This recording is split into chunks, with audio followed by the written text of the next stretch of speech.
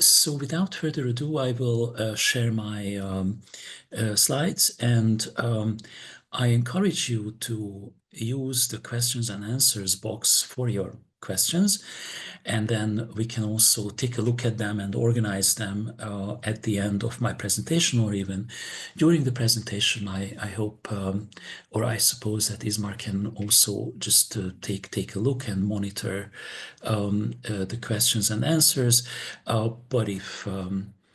But if you feel more comfortable with the chat box, then just go ahead and use the chat box. Then I will also take a look when I'm done with my presentation. By way of introduction, my name is Tamás Bereczky. For those of you who don't know me, I have been working at Deutsche Aidshilfe for 1.5 years now as a research project coordinator, and I'm also coordinating another project which you may be familiar with, and it's called CORE, which is about community-based and community-led organizations providing services to underrepresented and underserved populations. Actually, it all comes together pretty well in my biography, but also in the work that I do at Deutsche Aidshilfe, which is about evidence-based advocacy and community-based, community-led science and science done with the community, for the community, in order to promote our interests. Community in this case means men having sex with men, so the MSM community, including trans and cis individuals. So regardless actually what your biological constellation is, if you identify as a man who has sex with men or has desire to have sex with men, then you were invited and welcome to participate in EMIS.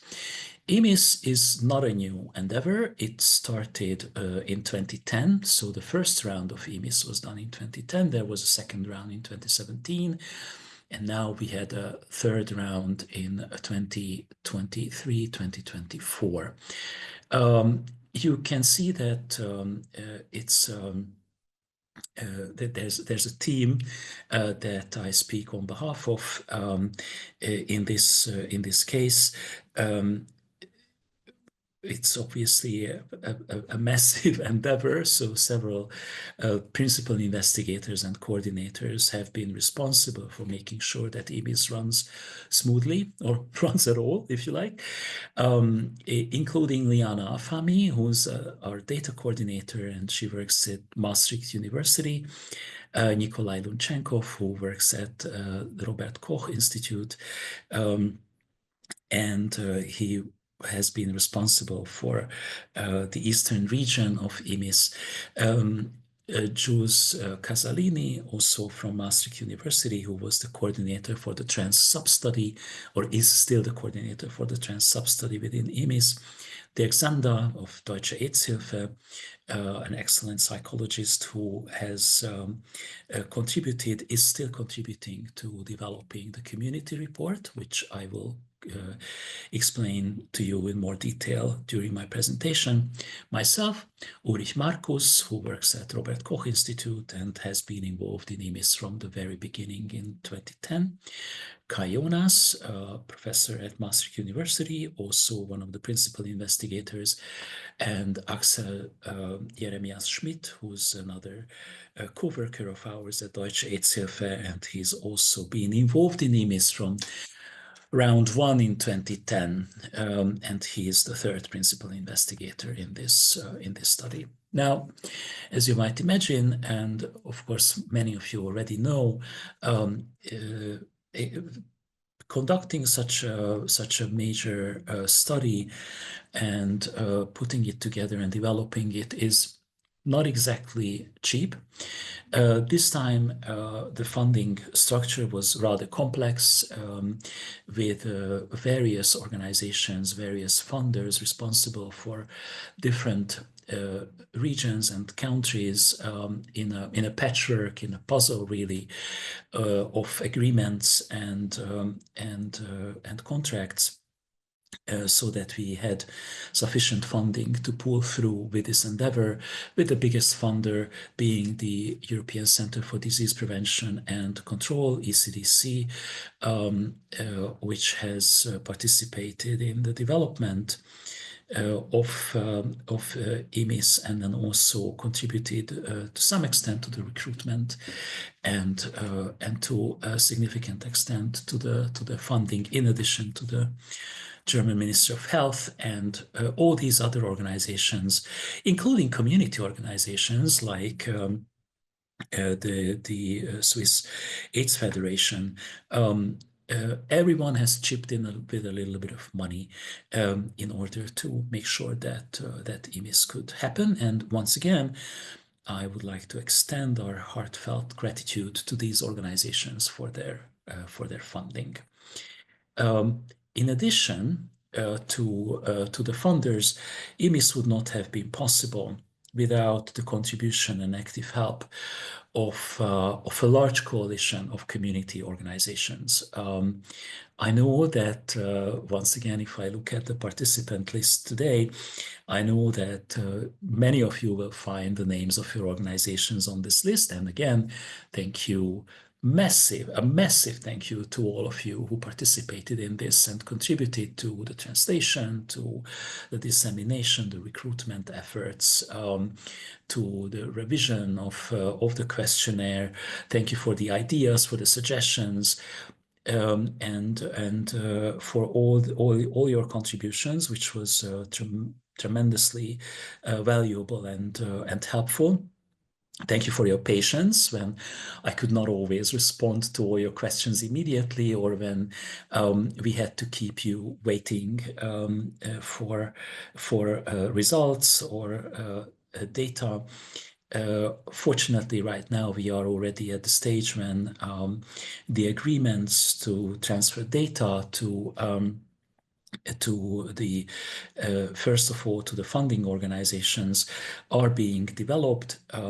I've been in touch with the funding organizations about these contracts, and then as we move forward and as the scientific board of EMIS is being put together, and the right procedures and documentation is being developed, everyone else will also obviously get the chance to submit their research proposals and have access to the data that they need to carry through with their research projects on the basis of the database that's available in EMIS. The final database has been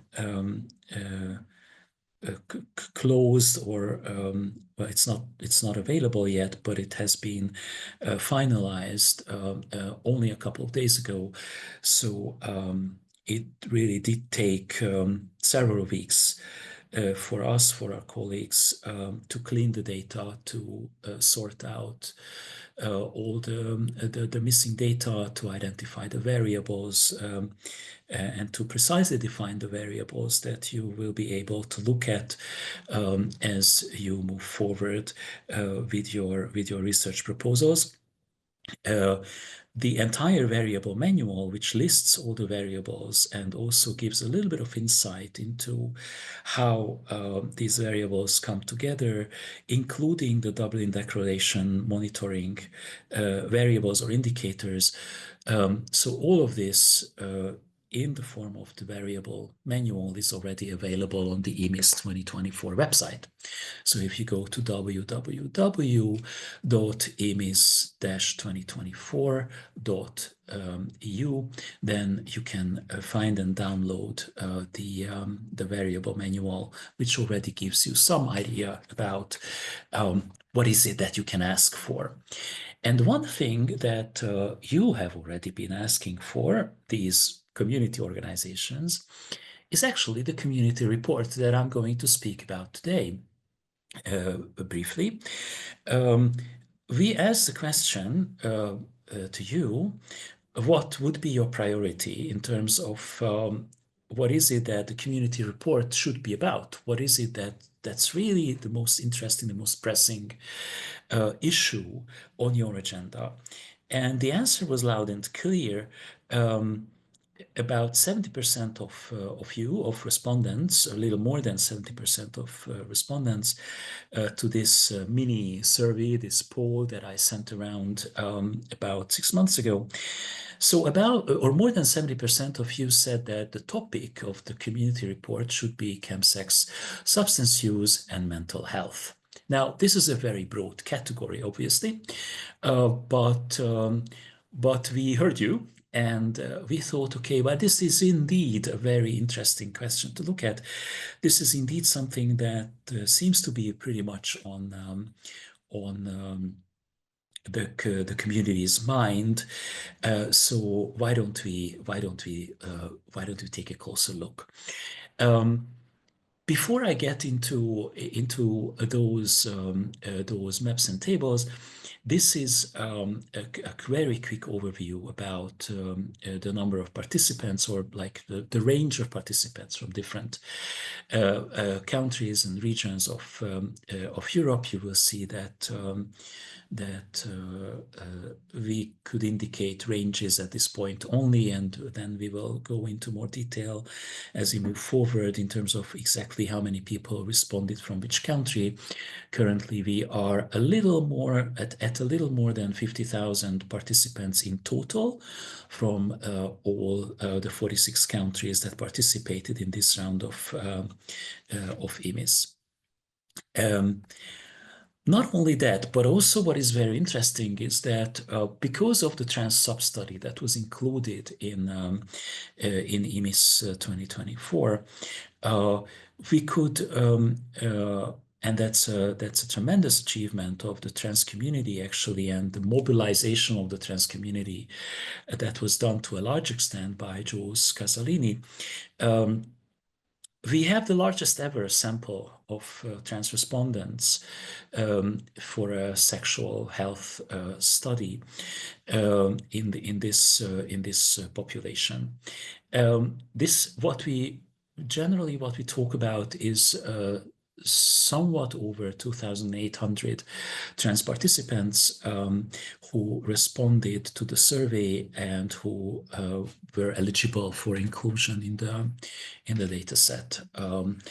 I will not go into a detailed analysis of the trans sample at this point because we're not there yet. That is going to happen in collaboration with Jules and others as we move forward. So let's look at the community report data. What is it that the numbers show?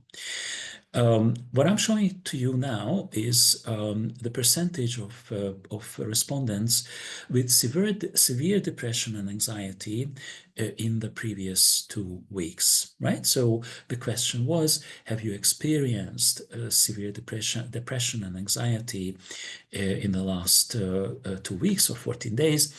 And this was based on the PHQ-4 scale, which is a very rough and a very how shall I say, crude measure. But it's a standard measure for depression and anxiety, and this is something that we have been consistently using in EMIS over the years since 2010, and we wanted to come to comparable data, so that's why we kept using this scale, which is a rapid assessment scale or measure for depression and anxiety. So if you look at the results, well, some of this is not really surprising. So I mean, there's not much explanation is needed why MSM or trans people living in Ukraine don't feel so well at this point. But it's I just want to leave it here and then move on, because I will want to make some interesting comparisons here. As you can see, Belarus did not participate in this round of EMIS, so that's why we have this gray patch in the middle with Belarus. But if you look at the rest of the countries, then you can see these rates. Now, the next question that we looked at, or the next issue that we looked at, was how many people participated, how many participants participated in chemsex in the previous 4 weeks, right? So have you had any chemsex encounters in the previous 4 weeks? And so these were the responses. You can see that we have an apparent issue in Spain, and here in the Benelux countries, and also in Ireland. When I was presenting these numbers previously, there was usually a somewhat shocked reaction to this, like, oh my God, it's like Spain is so dark, and it's like the situation is awful. The situation is challenging. But even that is 13%, right? So just before everyone gets very scared, this is 13. So where, if you look at the ranges, the darkest or the most severely affected country is also around 13%. So I think it's worth the while to remember that there are another there is another significant portion of respondents who did not engage in chemsex in the previous 4 weeks, which doesn't mean that maybe they didn't engage in it before that. And then there is another interesting issue that I wanted to highlight here, which is, let me show you these two maps again in quick succession. So this is depression and anxiety, and this is chemsex use, right? Depression, chemsex use, depression, chemsex use. So it seems that actually depression and chemsex use in this sample do not correlate, right? So you don't get what you would expect, that people who are depressed are engaged in a lot of chemsex, or vice versa, because that's not what the numbers show. So we said, well, maybe we're wrong. So let's look a little deeper. And we wanted to find out more about this. And the reason why we wanted to find out more about this is because there is this common hypothesis, which we've heard over and over again, and which comes up in the literature as well. And it's not the single explanation, but it does appear or come up in the literature regularly, that there is a correlation between depression and anxiety and chemsex use. Some theorists say that the more depressed you are, the more you get engaged in chemsex, and then vice versa. Also, the more you get engaged in chemsex, the more depressed you will become over time. And we frankly thought that maybe it's worth the while to take a closer look at this. Does this stand? Does this apply?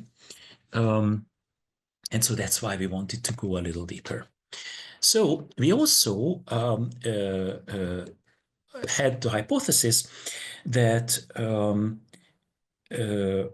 that oftentimes you will read in the literature that chemsex use is a risk-seeking behavior, or it's not a risk-averse behavior, so that we figured maybe it does have to do something with risk aversion, or the lack of risk aversion. So we thought maybe it would make sense to look at whether people who are who take HIV medication either for prevention purposes or because they need it, because they live with HIV. So whether there is a correlation between risk-seeking behavior, such as chemsex, and not taking HIV medication, which is also a risk-seeking behavior, right? So that you don't really take the necessary steps to avoid the worsening of your status if you are HIV positive, or you don't take the necessary steps to prevent contracting HIV. And interestingly, again, we found something counterintuitive, which goes against what the usual assumptions are. First of all, what we found is that younger people, so if you look at depression, anxiety, and chemsex in the previous 4 weeks, in this first chart, we found that younger people aged under 25 or up to 25 seem to be more depressed, but they use less chemsex. Then in the mid-range, or in the mid-age range, so 25 to 35 years of age, they still are somewhat more depressed, and they use a little more chemsex, but still not extremely much. And people who are over 40 are not so much depressed, and they do use significantly more chemsex, especially in comparison to people younger than 25. So that was the age range, and we also looked at the use of anti-HIV drugs. And here what we found is people who are HIV positive take their medication and use chemsex significantly more. People on PrEP also use chemsex, and people who are not on PrEP or don't take HIV medication actually don't really engage in chemsex so much. So this theory that you are not careful, or somehow depression causes a more reckless behavior or risk-seeking behavior, does not seem to be confirmed in this sample. We were also looking at sexual and gender identity, whether we can find any correlations here. What we could find is are correlations more with depression and anxiety, and less so with chemsex use, although we do see an alarming sign here with trans women. In this case, 388 participants who use significantly more chemsex and are also rather depressed on this scale. So, and then ultimately we also cross-tabulated simply depression and anxiety against chemsex. And so we found that this is like the rate of depression and anxiety based on PHQ-5 and chemsex use. And what we found is actually there's no significant difference. So in this sample, we find that depression and anxiety is not a driver for chemsex use. Neither do we find that more chemsex use would lead to more depression and anxiety. So this correlation does not work, or they don't drive each other from either direction. This is actually what we have in the community report, which will be published in English in a matter of days, and then will be handed over to you, the community organizations, to develop your translations, your language versions on that basis. But I think it's important and interesting that before we get there, this is a good opportunity for all of you to discuss, to ask questions, to raise any issues that you may have in relation to this particular presentation. I can't see anything in the questions and answers box. Neither is there anything in box, and thank you, Ismar, for posting the link.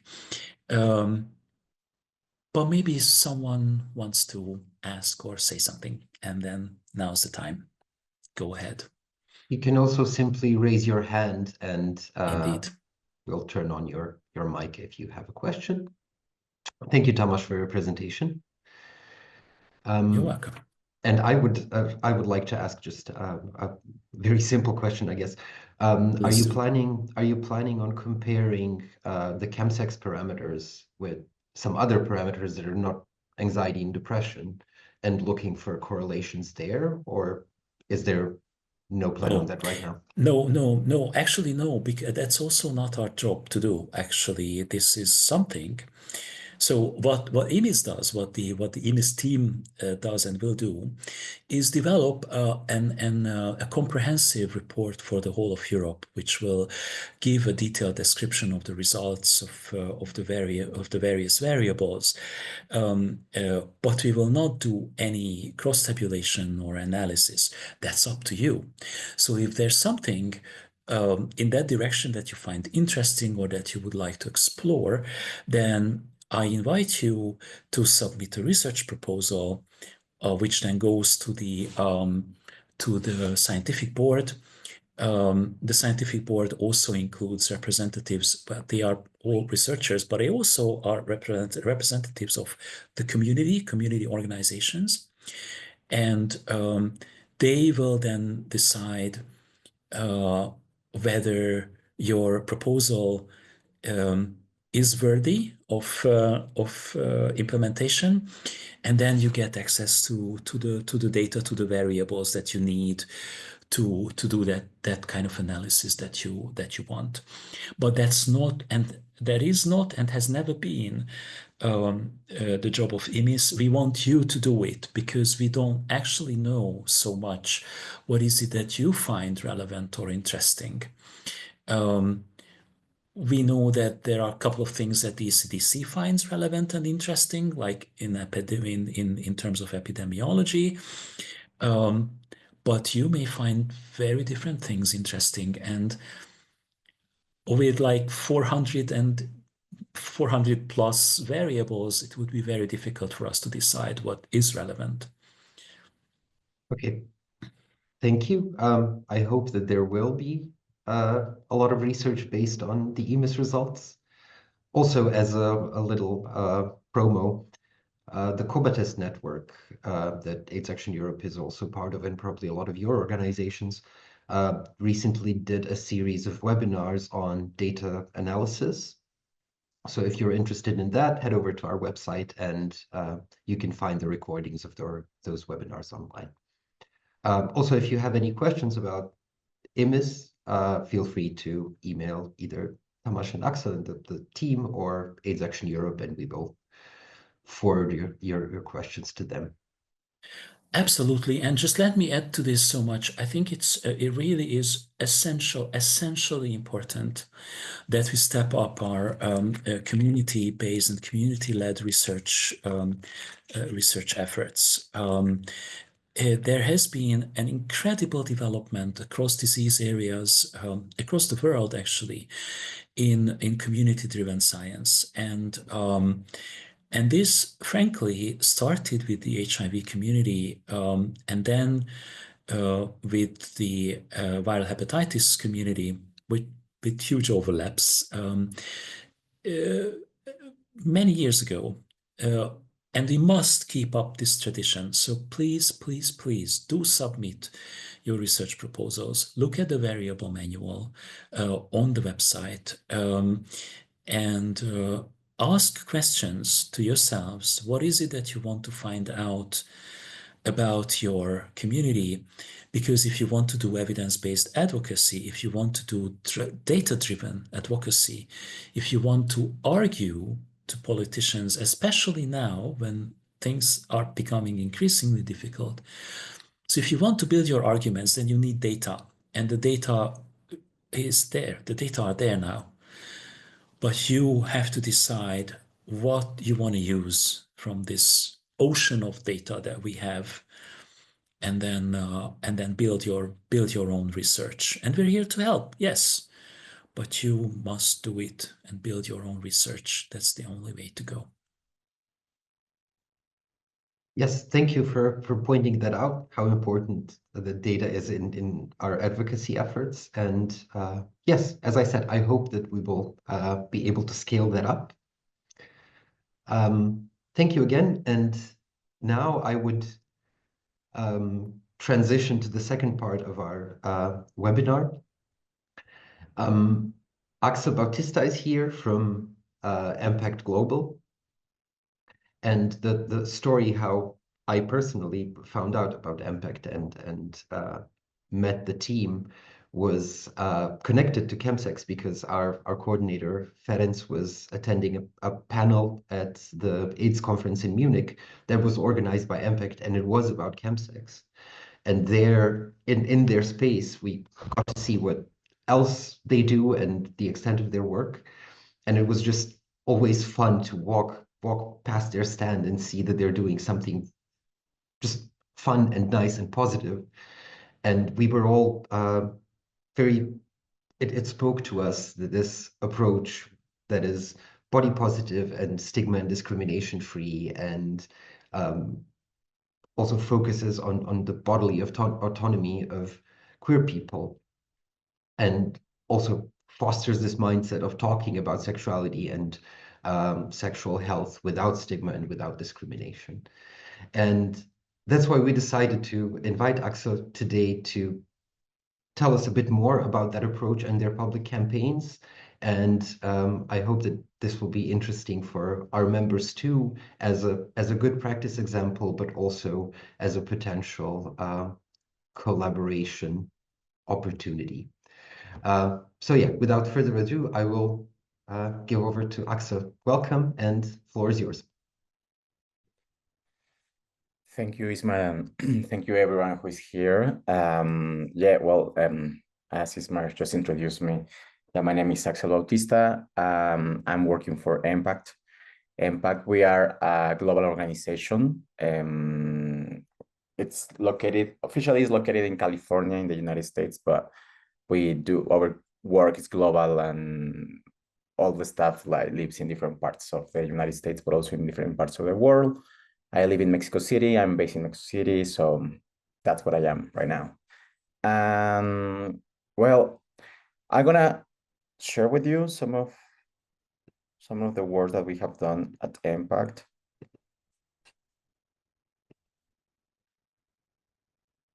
But first of all, okay, MPact, we are a global organization, as I was telling you, that we work, or we are advancing in sexual rights and human rights for gay, bisexual, and queer men living with HIV, and those who are not living with HIV. We are just focused on advancing sexual rights. And even though that we don't address the issue of chemsex directly, or the drug use issue directly, for us, this is an important topic that we sort of address it through a different perspective in other topics like sex positivity, HIV, sexual health. And the perspectives that we usually tend to use to address these other topics are, as Ismail was saying, sex positivity, body autonomy, freedom of choice, and of course, pleasure, which is something that it's very important for us when we talk, especially when we talk about sexual health, mental health, and HIV. So right now, I'm gonna show you a little bit some of the campaigns that we have done related to pleasure, sex, and HIV, that were the ones that we were also present. Well, one of these was presented during the AIDS conference at Montreal, but also in Munich. And there is another campaign that we just launched this year, focused on the Portuguese world, especially Brazil and Portugal, related to pleasure, sex, and HIV. First of all, I just wanna say some things that we have discussed internally in MPact about what we just think, or what we think when we talk about drug use in general. And I think when we talk about drug use, we tend to talk about mental health, stigma, and isolation versus community. And that's actually some of the topics that are there always, We understand that those are some factors that are included when we talk about drug use and chemsex, but for us, it's also very important to try to understand these topics from a different perspective, of a different look that can give us another perspective about mental health, stigma, and isolation.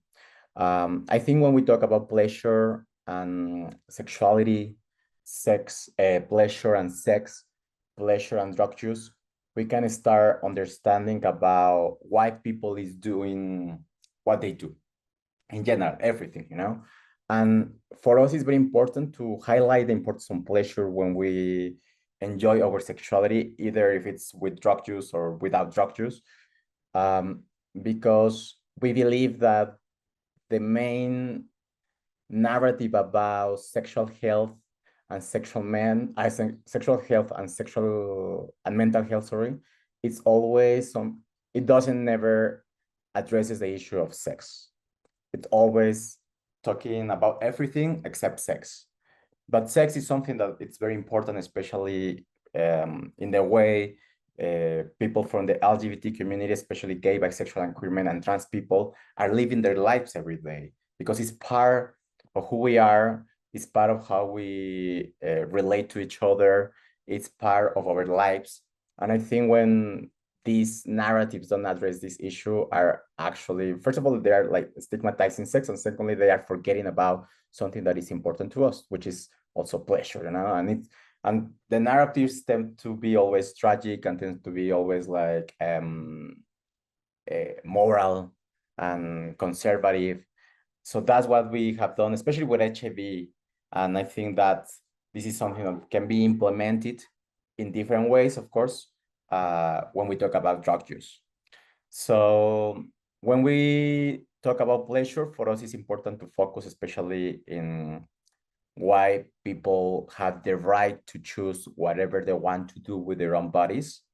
But also when we talk about pleasure, it's always from an empowering perspective, and saying that your pleasure, your sex, is a power that you need to retake, and that you need to focus on it, and that you don't have to be afraid of it, and you don't have to be ashamed of talking about it publicly.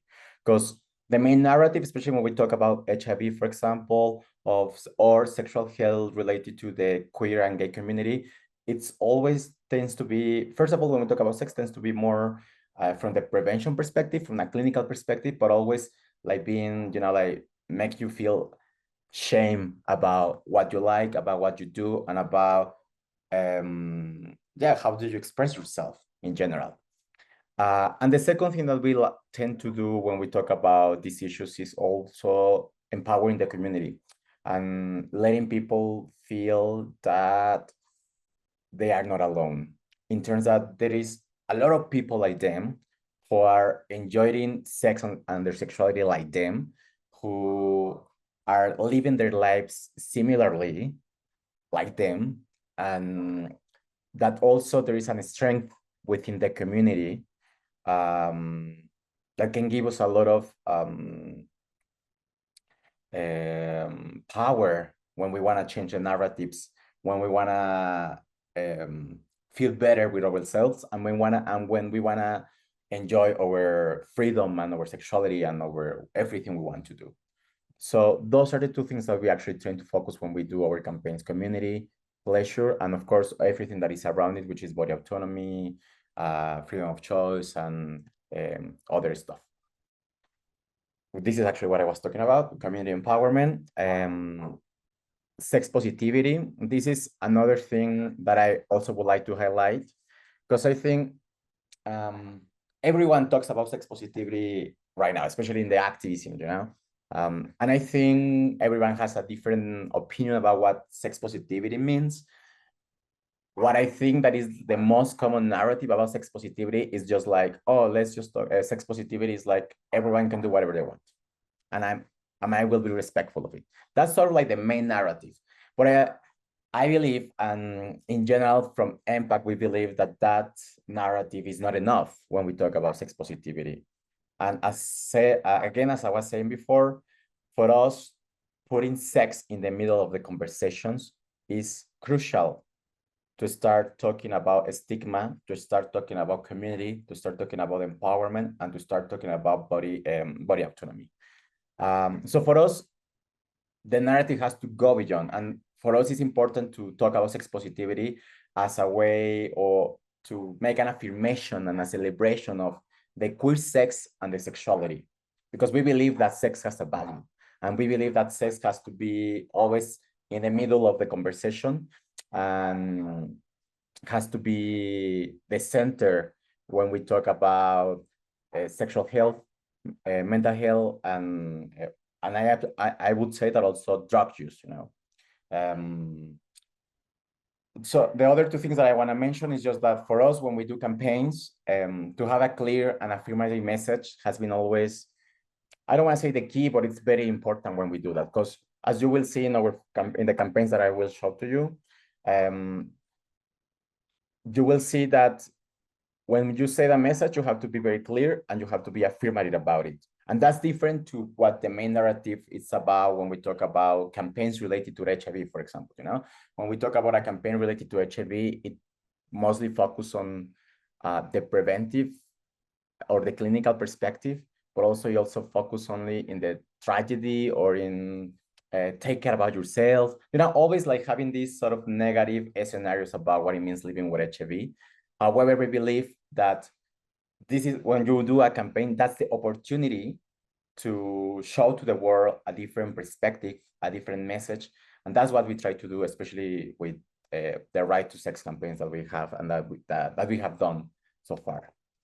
And the next thing for us is always important to create new narratives. And I think what we do in many of the activities that we implement, especially with gay, bisexual, and queer men living with HIV in Latin America and in the US, is always telling people that they have a power to create a new narrative about their lives.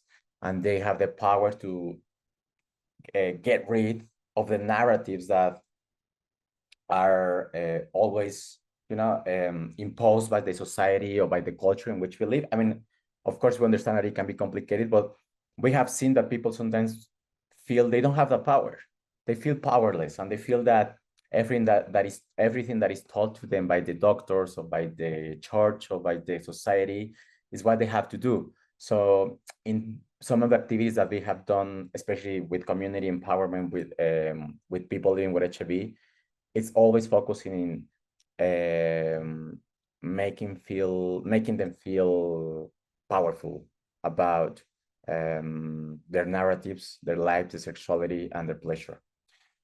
So this is sort of the basis of what guides our campaigns and our ideals in general and our values when we from MPact. So now I want to show you I think one of the main campaigns that we have done so far that was also was presented in Munich, but originally was presented in Montreal the first time, then we presented it in Munich. And now we have another one, which if we are lucky, we will present it next year in the next AIDS conference, but it has been already moving through social media. So the campaign is called Right to Sex. Yeah. So the right to campaign, it's not right to sex necessarily, it's the right to campaign. So with the right to campaign, which has two versions. The first one was in Mexico in 2022, and the second one is just the one that is right now in Brazil in this year. So with the right to campaign, the main message that we wanna tell to queer people living with HIV is that they have the right to community, to sexuality, to sex, and to pleasure. You know, for us, those are important messages that we need to tell to the community, because those are not the messages that they are getting when they get diagnosed with HIV. You know, and I think if we have the opportunity to do this other to promote these other narratives, well, we will do it. And I think for me, it's been a really beautiful experience to be participating in these two campaigns. In the first one, I was part of the models, and in this second one, I was part of the organizers and the logistics and everything for the Brazil one. So these are just the two campaigns. If you want to see them quickly, I will show you some other videos that we have done for this campaign. The first one, the first picture is in a, let me see if I can. Yeah. So this one is the Mexico one, and this one is the Brazil one. This one, well, it has the message in English because we presented it in the AIDS conference, and this one it's in Portuguese, and it basically says, "We people living with HIV have the right to sex." This is right now the campaign that we have, and it's basically, as you can see, it's very erotic, and it's very sexual, and it's very direct. Which I think that's important when we address issues like pleasure, like sex, like sexuality. We need to be direct about that issue. We need to show sort of the reality that is happening within the community, but also we need to show that this is not that this is not bad, you know, that having sex, that having, I don't know, like enjoying your sexuality in the way you want to do it is not bad. And you have a right to do it, and you can do it. You should do it without feeling a stigma, without feeling guilt, without feeling shame. And if you ask me, I think that would be some of the keys that can be taken from these examples of the campaign that I'm presenting to you, to address issues like chemsex and drug use. Because as we were saying in the presentation from Tamás, sometimes there is this narrative about chemsex related always to depression and anxiety, or to stigma, which of course they can be factors related to drug use and chemsex. But I think we also start changing the narrative about why you should be enjoying your sexuality without feeling these things. I think we can be moving forward to a different scenario where people can enjoy their sex in any way they want to without feeling always this stigma or pressure about mental health. Yeah. And with HIV, it's basically important, as we were saying also in the data that Tamás was showing. I don't know to what extent many people living with HIV are getting into drug use because the stigma that they feel about HIV. Just from the experience that I have talking to other peers living with HIV, it can be a factor. Not necessarily is the main factor, but it can be a factor that people, I don't know, all the stigma related to HIV can be one of the factors, like pushing people going to that situation. So what we want with this campaign is saying people, HIV, it's some clinical condition, but it's something that you shouldn't feel ashamed of it, you know, and that you can still enjoy your sexuality with or without drug use, but enjoying it and feeling pleasure about it.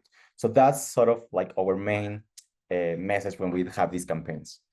So as you can see, these are just the flyers, sorry, the pictures that are part of the campaign. Let me share with you other thing.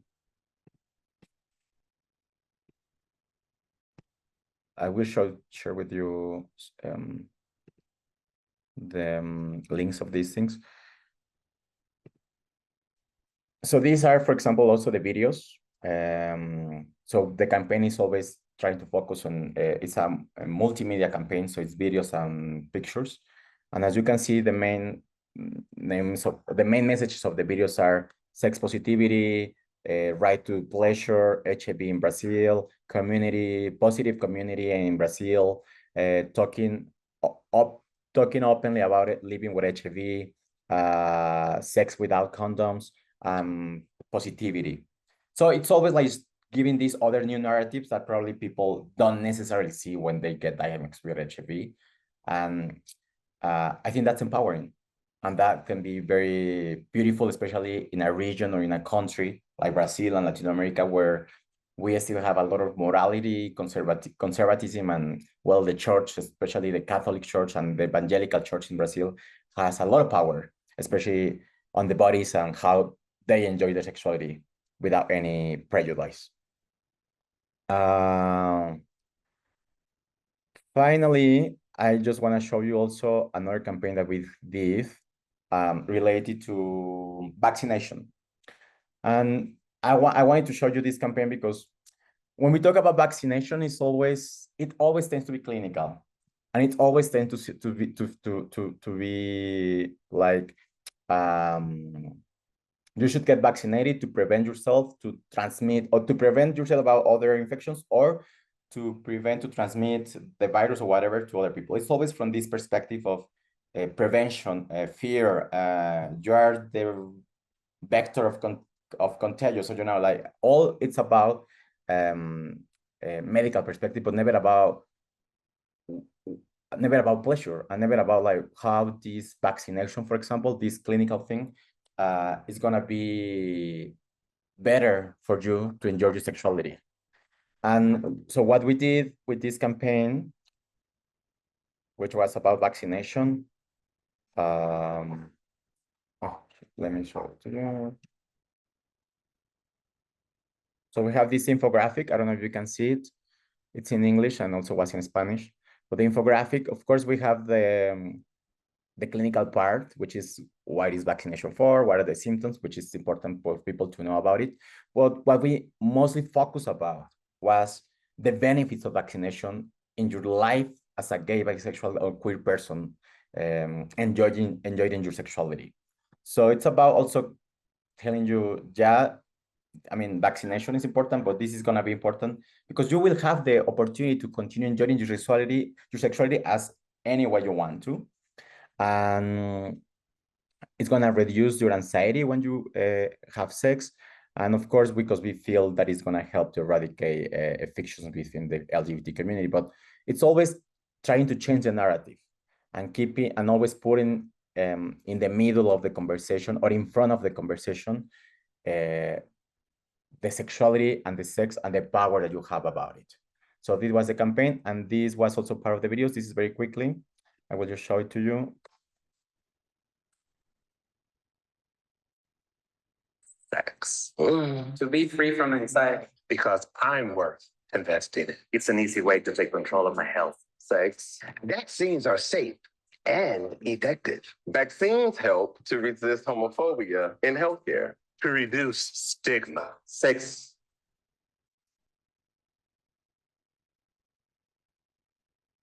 Okay, well, yeah. Let me close this. Yeah, and You created an environment in which I could discover who I really am.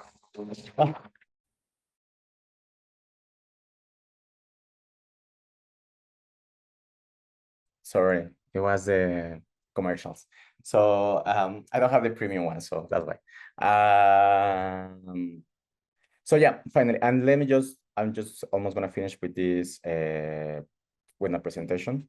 So those were two examples of campaigns in which how we try to change the narrative and always was, as you said, putting our values, the values that MPact is believing in front. I think we can talk about later another example that I have, but I think I will leave it for now here. I'm open to questions, to conversations, to discussions, to debates and everything. Thank you, Ismael. Thank you very much. It was a great presentation. I really like the campaign on vaccination. I've never actually heard it approached from that angle. We don't have any questions in the Q&A. There was only one comment, is that it's perfect bodies.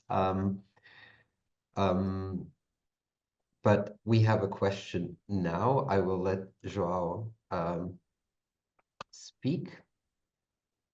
João, from Brazil or Portugal? I think it's Portugal. It is Portugal indeed, yes. Okay.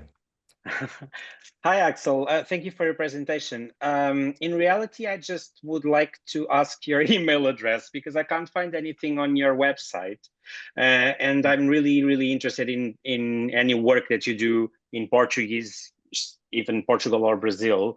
So I'd like to have a chat with you, but I couldn't find anything. Yeah, sure, don't worry. I'll send you my email. I think, I mean, just thank you for saying that. From MPact, we've always tried to collaborate with many different parts of the world. And I think Brazil, we specifically started working since the pandemic to now. Mm-hmm. And because it's like, first of all, it's half of Latin America, basically, you know. Then the Portuguese world is another world that for us was also very important to explore. And the first thing, there are two projects that we have done there. This one, the campaign that we just launched this year, and there was another project that we did last year that was also implemented in Mexico, Colombia, and now we will implement it in the US, which is convening meetings for gay, bisexual, and queer men living with HIV. So we did one in Recife and another one in Sao Paulo, hopefully, and luckily we will do more next year. And it's everything that I just talked about it. It was the same, but in a convening with workshops for queer people living with HIV. So yeah, don't worry, I will send you my email and we will keep in touch. Yeah, perfect. Thank you so much.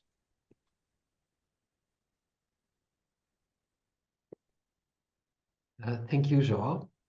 Are there any other questions right now? Then I will ask just in relation to these perfect bodies that were mentioned. Like, do you also take care of that to include a diverse body images in your campaigns? Or does it just depend on people you can find in the moment? How do you even source people you can work with? Yeah. Or recruit? Well, yeah, I mean, I think, first of all, what we just tried to do in terms of diversity, it's also about bodies. Probably I just show the most perfect bodies pictures, but we also have other pictures, especially from Brazil. But first of all, we try to collaborate only with people that are queer, gay. The ones that are in the videos are all of them HIV positive, of course, from different ages.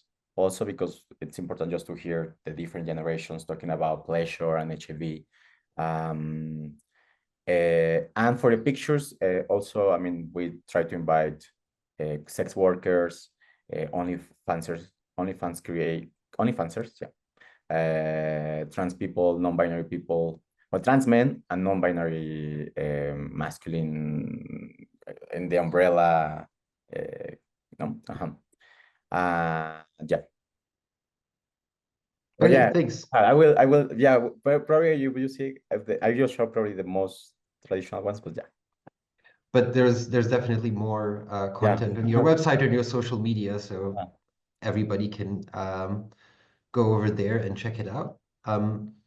One thing I wanted to ask you is, you mentioned that like the church and like these more traditional societies where they have more power, and what we often get from these kinds of societies in Europe is that we just cannot show pictures like this. It just wouldn't fly. It's in some places it's even illegal, like in the US. In some states, it probably wouldn't be legal to show this in public. And in other places, it would just cause a scandal. How do you deal with that? Like, how do you adjust your campaigns, or do you have sets of pictures for different places? Or yeah, what are the strategies? Well, first of all, I think because there is like social media, that's something that is very helpful for us just to put it on social media and you know, like you can just like choose the cities and the places so it gets to everyone. Sometimes we have got some bans from Instagram, especially. Twitter is more like whatever. but social media has been very helpful to reach out a huge community. And what we have seen is that people really want to see that, and people really like to see these sort of like narratives and pictures and everything. It's just that probably this morality that sometimes is very big within the community can be a little bit challenging, especially even in social media, you know. For example, in the campaign, the Mexico City campaign, we were about to put the campaign on the public transportation. It was like almost, you know, but then we got the rejection from the government because they say that it was very explicit in many ways. But it was like explicit, but it's because it's men kissing, you know, because you have a lot of explicit things about like straight people there, heterosexual people like talking about like cigarettes or alcohol or even like about condoms or whatever, but you have only problem with this campaign. So it was like, I don't know. However, for example, in Montreal, when it was the AIDS conference, we had the opportunity to put some of these messages from the campaign, the Mexico City campaign, in the public transportation in Montreal. So it was, I don't know, you know. Also Grindr and all the other like dating apps, Hornet, for example, has been a good opportunity to spread the message and reach a bigger community. So yeah, it's just like about seeing what's the best way to do it. We never step back in terms of message. We never, because that would be like accepting that our message is wrong when our message is what it is. So it's just like about negotiating or just finding the best ways to do it. Okay, thank you. And I'm hoping that we will be able to keep the places and the spaces where you can share this message in the future. I saw one hand, but it disappeared. Could you please raise it again? There we go. Yeah, it was me. Hi, I'm from Turkey. Yeah, your question was really nice for me because Turkey is one of those places we definitely cannot show these campaigns, right? But there was actually a Turkish performer in one of these campaigns from MPact, and I do remember when the campaign first started, it started a whole discussion within the Turkish queer movement because we were like, "What? How did this even happen?" So although sometimes these materials cannot be distributed in our countries, having someone still representing your community there can still also be very empowering. I just wanted to share this because it just made me think of this. Thank you. Thank you. Thank you, Ola. I want to add something that I think I'm gonna be working for MPact almost like in a few dates. It's gonna be 2 years working for MPact. So for me, it's been something that I just really like it from working in MPact, in the ways we also create our own content and the ways how MPact creates its own content was that, and I think that can be very helpful for other campaigns. What in any other topic is that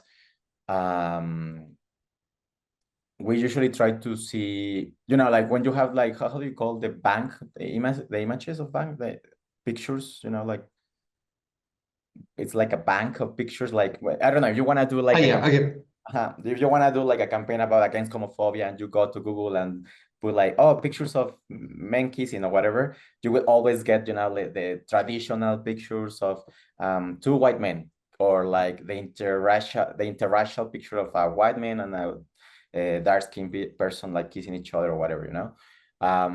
So we in MPact is like, why don't we create our own pictures and our own content that also other organizations can actually use them for whatever they want to do it? So that has been an opportunity, for example, to look for some funding and also go, I don't know, we went to Atlanta, to Brazil, they came to Mexico. That's how I met actually MPact, because they came to Mexico City like 3 years ago. They went to Istanbul, I guess, they were to Thailand. So it was about like also creating the content that we want to show to the world. So if we want to talk about sex positivity, sex empowerment, community, friendship, I don't know, whatever, we just create the pictures with all this diversity of people, in different regions that we tend to share in social media. If you go through our Instagram, you will see that, I don't know, when it's like Valentine's Day or whatever, we just post a picture of one of those pictures that we took, I don't know, in Bangkok or whatever, to show this diversity and to change the narrative also.